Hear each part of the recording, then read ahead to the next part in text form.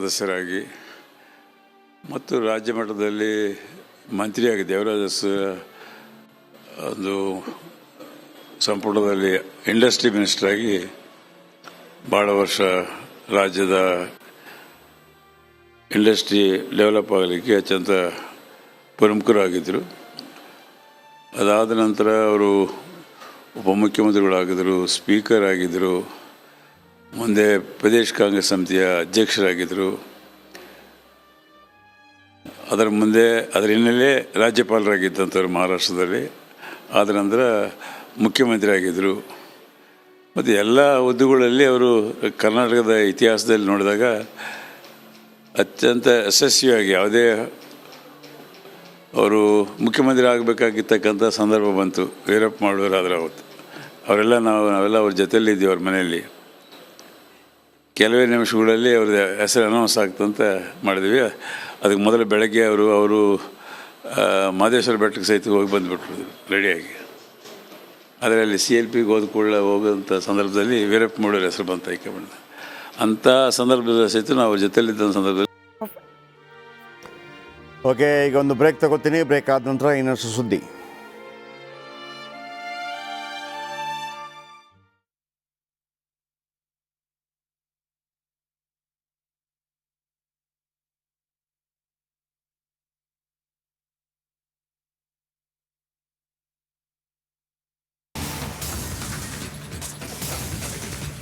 ಸುವರ್ಣಸೌಧದಲ್ಲಿ ಕಲಾಪ ಸಲಹಾ ಸಮಿತಿ ಸಭೆ ನಾಳೆ ಸ್ಪೀಕರ್ ಖಾದರ್ ನೇತೃತ್ವದಲ್ಲಿ ನಡೀತಾ ಇರುವಂಥ ಸಭೆ.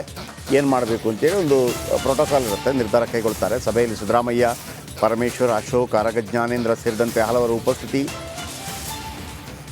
SM ಕೃಷ್ಣ ನಿಧನದ ಹಿನ್ನೆಲೆಯಲ್ಲಿ ಸಂತಾಪ ಸೂಚನೆ ಒಂದೊಂದು ಭಾಳ ಸ್ಪಷ್ಟ. 2004ರಲ್ಲಿ SM ಕೃಷ್ಣ ಅವರು ಮುಖ್ಯಮಂತ್ರಿ ಪಟ್ಟದಿಂದ ಕೆಳಗಿಳಿದ ನಂತರ ಧರ್ಮಸಿಂಗ್ ಆಗ್ತಾರೆ. ಆ ಓಘವನ್ನು ಮುಂದುವರಿಸ್ಕೊಂಡು ಹೋಗೋಕ್ಕಾಗೋದಿಲ್ಲ, ಯಾಕೆಂದರೆ ಅದು ಸಮ್ಮಿಶ್ರ ಸರ್ಕಾರ ಆಗಿರುತ್ತೆ. ಆಮೇಲೆ ಕುಮಾರಸ್ವಾಮಿ ಮತ್ತು ಯಡಿಯೂರಪ್ಪ, ಅಲ್ಲೂ ಕೂಡ ಸರಿ ಆಗೋದಿಲ್ಲ. ಅದಾದ ನಂತರ ಯಡಿಯೂರಪ್ಪ ಬರ್ತಾರೆ. ಯಡಿಯೂರಪ್ಪ ಬಂದಾಗಲೂ ಕೂಡ ಸ್ಥಿರ ಸರ್ಕಾರ ಆಗಿರೋದಿಲ್ಲ. ಅದು ಒಂಥರ ಅಸ್ಥಿರ ಸರ್ಕಾರನೇ. ಅಲ್ಲಿಂದ ಈ ಟೀಕೆಗಳೇ ಜಾಸ್ತಿ ಆಗುತ್ತೆ, ಯಾಕಂದರೆ ಆಪರೇಷನ್ ಕಮಲ ಟೀಕೆಗಳೇ. 2013ರಲ್ಲಿ ಅಂದರೆ 10 ವರ್ಷ ಕಳೆದ ನಂತರ ಪೂರ್ಣ ಪ್ರಮಾಣದಲ್ಲಿ ಸಿದ್ದರಾಮಯ್ಯ ಬಂದಿರ್ತಾರೆ. ಸಿದ್ದರಾಮಯ್ಯನವರ ಆಲೋಚನಾ ಲಹರಿ ಒಂದು ರೀತಿಯಲ್ಲಿ ಸಮಾಜವಾದಿ ಮೈಂಡ್ಸೆಟ್ ಅವರದು. ಅಂದರೆ ಅನ್ನಭಾಗ್ಯ ಆ ಥರ. ರಾಜ್ಕುಮಾರ್ ಅವರ ಕುಟುಂಬ ಸದಸ್ಯರು. ಎಸ್, ಡಾಕ್ಟರ್ ರಾಜ್ಕುಮಾರ್ ಅವರ ಕುಟುಂಬ ಕೂಡ. ಹೌದು, ಆ ಪಕ್ಕದಲ್ಲೇ ಸಾರಾ ಗೋವಿಂದ್ ಅವರು ಕೂಡ ಇದ್ದಾರೆ.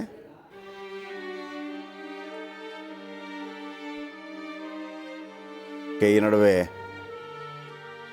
ಪ್ರತಾಪ್ ಸಿಂಹ ಅವರನ್ನು ಮಾತಾಡಿಸುವಂಥ ಪ್ರಯತ್ನವನ್ನು ನನ್ನ ಕಲೀಗ್ ಮಾಡಿದ್ದಾರೆ. ಏನು ಹೇಳಿದ್ದಾರೆ ಕೇಳಿಸ್ಕೊಳ್ಳಿ. ರಾಜಕಾರಣಿ ಮಾಜಿ CM SM ಕೃಷ್ಣ ಅವರು ವಿಧಿವಶರಾಗಿದ್ದಾರೆ. ಈ ಬಗ್ಗೆ ಮಾತನಾಡೋದ್ರ ಜೊತೆಗೆ ಮಾಜಿ ಸಂಸದ ಪ್ರತಾಪ್ ಸಿಂಹ ಅವರನ್ನು ಮಾತಾಡಿಸ್ತಾ ಹೋಗ್ತೀನಿ. ಸರ್, ನೀವು ಕೂಡ ಪ್ರತಾಪ್ ಸಿಂಹ ಇವ್ರ ಜೊತೆ SM ಕೃಷ್ಣ ಸಾಕಷ್ಟು ಒಡನಾಟ ಇಟ್ಕೊಂಡಿದ್ದೀರಿ. ಅವರ ಬಗ್ಗೆ ಸಾಕಷ್ಟು ಮೆಚ್ಚುಗೆ ಮಾತುಗಳು ಹೇಳ್ತಾ ಇದ್ದೀರಿ. ಇವತ್ತು ವಿಧಿವಶರಾಗಿದ್ದಾರೆ ಸರ್. ಇವತ್ತು ಬೆಳಗಿನ ಜಾವ ಮಾಜಿ ಮುಖ್ಯಮಂತ್ರಿಗಳು, ಮಾಜಿ ಕೇಂದ್ರ ವಿದೇಶಾಂಗ ಖಾತೆ ಸಚಿವರು, ಮಹಾರಾಷ್ಟ್ರದ ಗವರ್ನರ್ ಆಗಿಯೂ ಸೇವೆ ಸಲ್ಲಿಸಿದಂಥ SM ಕೃಷ್ಣ ಸಾಹೇಬರು ವಿಧಿವಶರಾಗಿದ್ದಾರೆ. ಅವರ ಆತ್ಮಕ್ಕೆ ಶಾಂತಿ ಸಿಗಲಿ ಅಂತ ಹೇಳಿ ಪ್ರಾರ್ಥಿಸ್ತೇನೆ. ಹಾಗೆ ಅವರ ಅಸಂಖ್ಯಾತ ಅಭಿಮಾನಿಗಳಿಗೂ ಕೂಡ ಅವರ ಸಾವಿನ ನೋವನ್ನು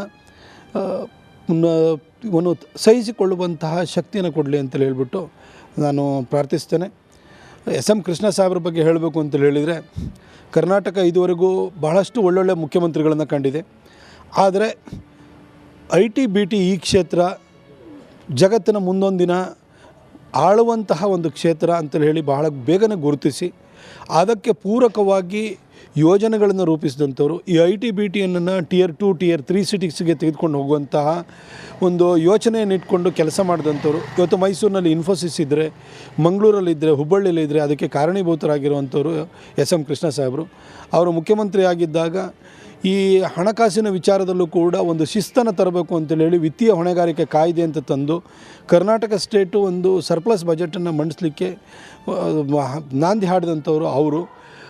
ಹಾಗೆ ಕರ್ನಾಟಕ ಬೆವರೇಜಸ್ ಕಾರ್ಪೊರೇಷನ್ ಮಾಡಿ ಸೆಕೆಂಡ್ಸನ್ನು ಹೊಡೆದಾಕಿದ್ರು ಅವರು. ಆ ಟೈಮ್ ಒಳಗಡೆ ಈ ಲಿಕ್ಕರ್ ಲಾಬಿಯ ಉಪಟಳವನ್ನು ತಡೆದಕ್ಕೋಸ್ಕರವಾಗಿ. ಆ ಕಾಲದಲ್ಲಿ ರಾಜ್ಕುಮಾರ್ ಅಪಹರಣ ಆಗಿತ್ತು, ಹಾಗೆ ನಾಗಪ್ಪ ಹತ್ಯೆ ಆಗಿತ್ತು, ವಿಠಲನಹಳ್ಳಿ ಗೋಲಿಬಾರ್ ಆಗಿತ್ತು, ಕಾವೇರಿ ಗಲಾಟೆ. ಓಕೆ, ಇನ್ನಷ್ಟು ಸುದ್ದಿಗಳು ನಿಮಗೆ ನಿರಂತರವಾಗಿ ನೇರ ಪ್ರಸಾರದಲ್ಲಿ ಕೊಡ್ತಾನೆ ಹೋಗ್ತೀನಿ. ಬೇರೆ ಬೇರೆ ಗಣ್ಯರನ್ನು ಕೂಡ ಮಾತಾಡಿಸ್ತೀವಿ ನಾವು, ಯಾಕೆಂದರೆ ಅವರು ಕೂಡ ಹಲವು ವಿಚಾರಗಳನ್ನು ಹೇಳ್ತಾರೆ. ಯಾಕೆಂದರೆ ನಮಗೆ ಗೊತ್ತಿಲ್ಲದ ಅನೇಕ ವಿಚಾರಗಳು, ಯಾಕಂದರೆ 1962 ಶುರುವಾಗುತ್ತೆ ಇದು, ಅನೇಕರು ಆಗ ಹುಟ್ಟಿರಲಿಲ್ಲ. ಸೊ ಹಾಗಾಗಿ SM ಕೃಷ್ಣ ಅಂತ ಅವರ ಮುತ್ಸದ್ದಿ ಯಾಕೆ ಒಬ್ಬ ಅಜಾತಶತ್ರುವಾಗಿ ಆ ಕಾಲದಲ್ಲೂ ಕೂಡ ಅಮೇರಿಕದಲ್ಲಿ ವಿದೇಶದ ನೆಲದಲ್ಲಿ ಓದಿ ಬಂದರೂ ಕೂಡ ಅವರ ಅಚ್ಚಳಿದ ಕನ್ನಡ, ಆಮೇಲೆ ಅವರಿಗಿದ್ದಂತಹ ಕಲೆ ಸಂಸ್ಕೃತಿ ಬಗೆಗಿನ ಪ್ರೀತಿ, ಇವೆಲ್ಲದರ ಆ ಒಂದು ಸಮಸ್ಯೆಯನ್ನು ಇತ್ಯರ್ಥ ಮಾಡೋಕ್ಕೆ ಅವರು ಸಹಾಯ ಮಾಡಿದರು. ಅದೇ ರೀತಿಯಾಗಿ ತೆಲುಗಿ ಕೇಸಿನಲ್ಲೂ ಕೂಡ ನಾವು ಒಟ್ಟಾರೆಯಾಗಿ ಅದನ್ನು ಬಗೆಹರಿಸಿದ್ದೇವೆ. ಬಹುಶಃ ದೇಶಕ್ಕೆ ಈ ವೀರಪ್ಪನು ಮತ್ತು ಇವರು ತೆಲುಗಿ ಇಬ್ಬರು ಒಂದು ಭಾಳಷ್ಟು ಜನರಿಗೆ ತೊಂದರೆನೂ ಕೊಡ್ತಾಯಿದ್ರು. ಒಂದು ಕಡೆ ಎಕನಾಮಿಕ್ ಫ್ರಾಡ್ ಮಾಡ್ತಕ್ಕಂಥದ್ದಿತ್ತು. ಇಂಥ ಅನೇಕ ಘಟನೆಗಳು ನನ್ನ ನೆನಪಿಗೆ ಬರ್ತವೆ. ಅದು ಕಾವೇರಿ ವಾಟರ್ ಡಿಸ್ಪ್ಯೂಟ್ ಇರ್ಬೋದು, ಪಾದಯಾತ್ರೆ ಇರ್ಬೋದು, ಸಾಕಷ್ಟು ಕೆಲಸ ನನ್ನ ಕಾಲದಾಗೂ ಅವ್ರ ಜೊತೆಯಲ್ಲಿ ಮಾಡೋಕ್ಕೆ ಆಯಿತು.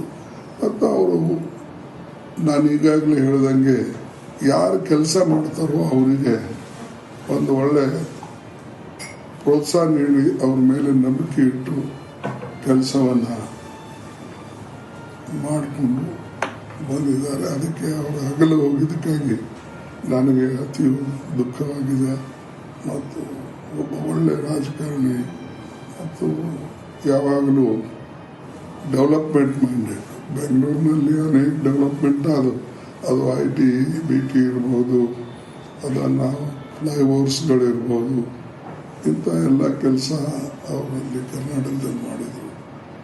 ಸೆಂಟರ್ನಲ್ಲಿ ಬಂದು ಕೂಡ ಅವರು ಕೆಲಸ ಮಾಡಿದ್ದಾರೆ. ಹೀಗೆ ನನಗೇನಾಯ್ತು ಅಂದರೆ, ಅಲ್ಲಿ ಸ್ಟೇಟ್ನಲ್ಲೂ ಅವ್ರ ಜೊತೆಯಲ್ಲಿ ಕೆಲಸ ಮಾಡ್ತಕ್ಕಂಥ ಅವಕಾಶ ಆಯಿತು, ಮತ್ತು ಸೆಂಟರ್ನಲ್ಲಿ ಬಂದ ಮೇಲೂ ಕೂಡ ನನಗೆ ಅವಕಾಶ ಆಯಿತು. ಹೀಗೆ ನನ್ನ ಸಂಪರ್ಕ ಸ್ವಲ್ಪ ಅವ್ರ ಜೊತೆಯಲ್ಲಿ ಮೊದಲಿಂದ ಇತ್ತು. ಅಂಥ ವ್ಯಕ್ತಿ ಇವತ್ತು ಆಗಲು ಹೋದ್ಮೇಲೆ ಸ್ವಲ್ಪ ನಮಗೆ ದುಃಖ ಆಗ್ತದೆ. ಮತ್ತು ಇಂಥ ವ್ಯಕ್ತಿಗಳು ಸಿಗೋದು ಕಷ್ಟ. ಬೇರೆ ರಾಜಕಾರಣ ಇರ್ತದೆ, ಅದ್ರ ಬಗ್ಗೆ ನಾನು ಮಾತಾಡಕ್ಕೆ ಹೋಗೋದಿಲ್ಲ. ಬಟ್ ಒಳ್ಳೆಯದು ಅಲ್ಲ. ಬಟ್ ಏನೇ ಆಗಲಿ, ಇರೋವರೆಗೆ ಕಾಂಗ್ರೆಸ್ನಲ್ಲಿ ಅವರು ಒಳ್ಳೆ ಕೊಡುಗೆಯನ್ನು ರಾಜ್ಯಕ್ಕೆ ಕೊಟ್ಟಿದ್ದಾರೆ, ಒಳ್ಳೆ ಕೆಲಸ ಮಾಡಿದ್ದಾರೆ. ಅದಕ್ಕೆ ನನಗೆ ಹೆಮ್ಮೆ ಅನ್ನಿಸ್ತದೆ ಅವ್ರ ಕೆಲಸದ ಬಗ್ಗೆ. ಬಟ್ ಅಷ್ಟೇ ದುಃಖ ಅನ್ನಿಸ್ತದೆ, ನಮ್ಮನ್ನು ಅಗಲಿ ಹೋಗಿದ್ರಲ್ಲ ಅಂತಕ್ಕಂಥದ್ದು.